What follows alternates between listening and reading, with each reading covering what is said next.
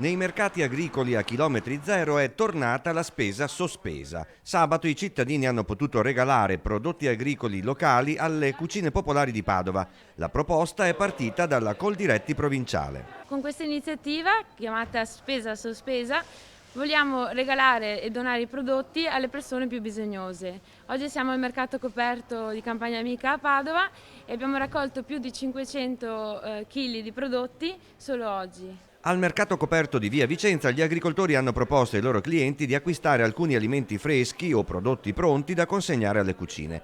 Anche le aziende agricole padovane hanno fatto la loro parte omaggiando i loro prodotti di stagione.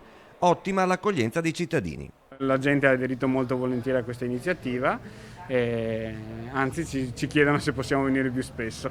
Siamo qui anche per sponsorizzare il nostro libro di ricette che è Chef in Relazione.